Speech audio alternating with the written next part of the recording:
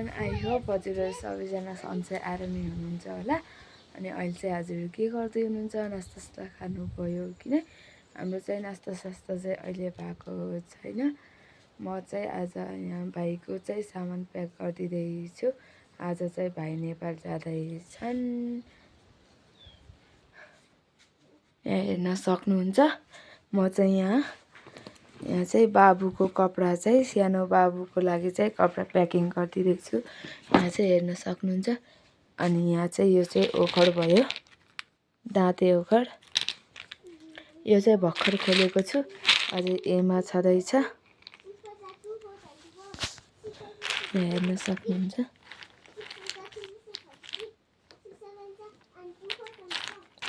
यहाँ पनि हेर्न सक्नुहुन्छ, यहाँ छ भने। अनि यहाँ पनि छ, यहाँ हेर्न सक्नुहुन्छ। यति धेरै छ ओखर चाहिँ नेपाल पठाइदिनको लागि नानीलाई। अब चाहिँ यो चाहिँ म सबै चाहिँ एक ठाउँमा खनाउने छु। यहाँ चाहिँ हेर्न सक्नुहुन्छ, मैले चाहिँ पुरै ओखर खनाएर चाहिँ यति भएको छ। हेर्न सक्नुहुन्छ, यहाँ भित्र पनि छ। ओखर चाहिँ कोलाई खान मन छ भन्नु होला। यहाँ चाहिँ हेर्न सक्नुहुन्छ ओखर। अब यो ओखरलाई चाहिँ प्याक गरेर चाहिँ, अनि यहाँ चाहिँ म कपडा प्याक गरिदिँदैछु भने यो चाहिँ बाबुहरू भयो भने बाबुलाई घस्नको लागि तेल, तोरीको तेल।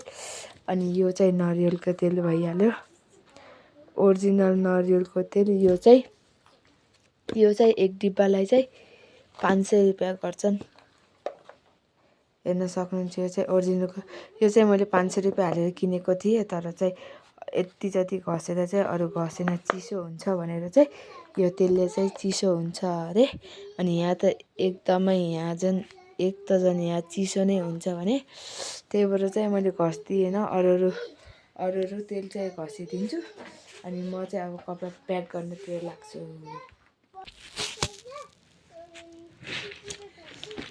यहाँ चाहिँ मैले ओखर चाहिँ सिलाइदिन लगाएको छु। यहाँ चाहिँ अब नेपालसम्म पुग्ने हो यो चाहिँ, त्यही भएर राम्रोसँग चाहिँ सिलाइ गरिदिनु पर्यो। खाने ओखर यहाँ चाहिँ राम्रोसँग सिलाइदिनु पर्यो। अब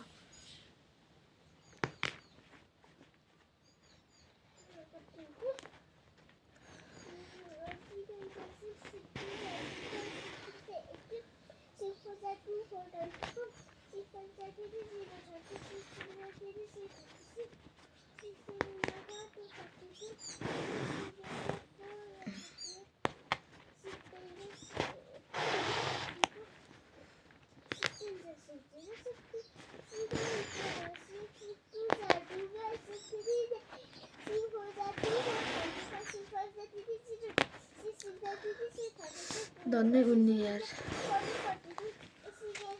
उठ्छ।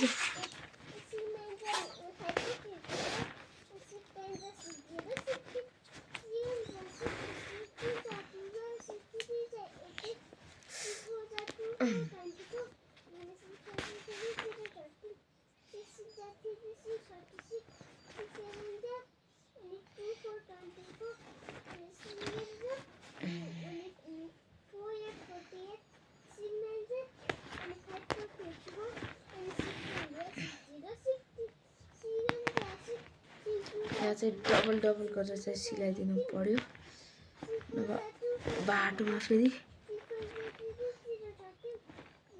कहिले केही होइजला भन्ने हो।